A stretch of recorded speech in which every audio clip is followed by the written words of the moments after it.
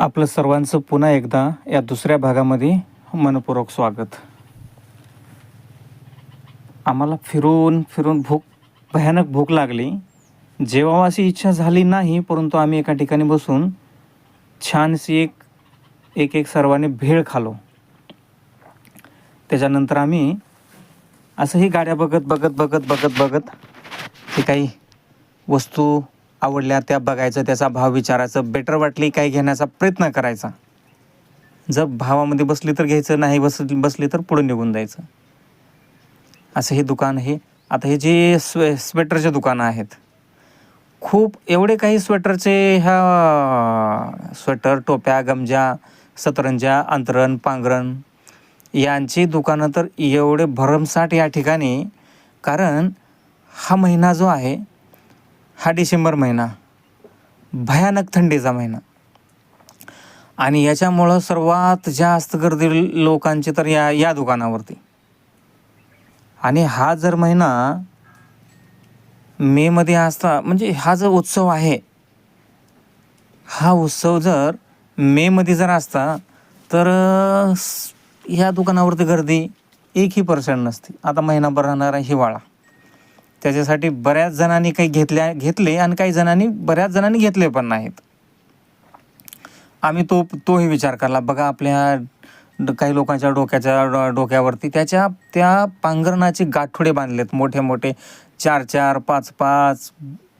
काही जण तर का मोटरसायकलवरती ते पांघरणं आणि लेकरं, बाई आणि जो काही चालवणारा आहे तो, गाड्यावरती बऱ्याच जणांनी ते अशा वस्तू घेऊन गेलेल्या आहेत.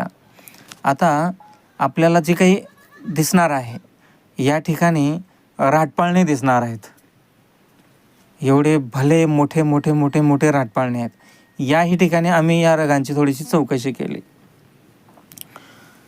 केली, परंतु हे लोक आहेत का, हे जे काही आज सांगायला पाहिजे त्या किमतीपेक्षा खूप काही जास्त सांगत होते. कारण आम्हाला ते बेटर वाटलं नाही. आणि सर्वात महत्त्वाचा अजून एक मुद्दा, ज्यांना जे काही आमचे रसिक श्रोते आहेत, ज्यांना कुणाला काही वस्तू घ्यायच्या आहेत इथून, तर तुम्ही माळेगावची यात्रा संपण्याच्या अगोदर 2 दिवसापूर्वी किंवा 1 दिवसापूर्वी जावा. तुम्हाला वस्तूच घ्यायच्या असल्या तर एवढ्या काही वस्तू तुम्हाला व्यवस्थित दरामध्ये भेटतील, जेणेकरून ते तुमच्या दरामध्ये भेटताल त्या वस्तू. ते जो काही ही आहे का, समोरचा दुकानदार आहे का, ते त्याच्या दरामध्ये नाही विकणार, तो तुमच्या दरामध्ये तो विकणार. कारण त्यांना पैसे तर झालेलेच असतात. कारण ह्या 10-12 दिवसामध्ये, शेवटच्या 1-2 दिवसामध्ये, आता या ठिकाणी आम्ही भेळ बघण्यासाठी गेलो होतो, परंतु या ठिकाणी थोडंसं भयानक गर्दी होती. आता हे तुम्हाला राटपाळणे समोर दिसून येतील. बघा, भव्य दिव्य राटपाळणे, जेणेकरून बघितल्यानंतर चक्कर उलट्या येतात, अशा अवस्था बऱ्याच जणांची या ठिकाणी दिसलेली आहे आणि झालेली पण आहे.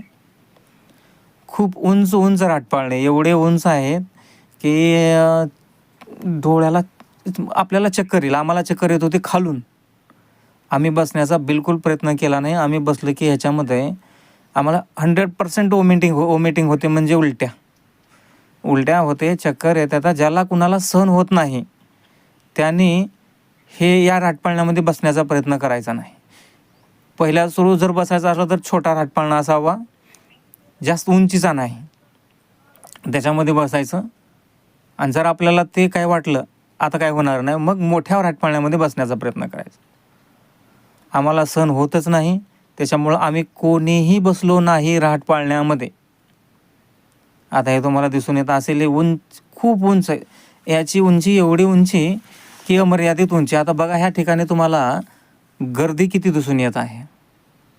10 फुटाचा रस्ता आणि त्याच्यामध्ये असंख्य लोक आणि त्याच्यामध्ये दुकानं खूप सारे. इथून सुरुवातीपासून कुठवरही जावा दुकानं आणि तुम्हाला दुकानच दिसतील. आता बघा, हा जे काय तुम्हाला राटपाळणा दिसत आहे, याची उंची काय कमी आहे का? ज्याने कोणाला सहन होत नाही त्यांना 100% उलट्या होणार, चक्कर येणार. काही ठिकाणी तुम्ही कदाचित बघितलाच असाल की काही लोक बेहोश पण झालेले आहेत अशा ठिकाणी. त्याच्यामुळं ह्याच्यात बसायचं का नाही बसायचं हे अगोदरच ठरवायचं. एकदा बसला पाळणा तो चालू झाला, पुन्हा शक्यतो तरी ते लवकर बंद करत नाहीत. त्याच्यामुळं आपण आपल्या जीवाची काळजी आपण घेणं गरजेचं आहे. हा झाला आता राटपाळणा स्पेशल भाग झाला. आवडला लाईक करा, कमेंट करा आणि आमच्या चॅनलला आठवणीने सबस्क्राईब करायला विसरू नका.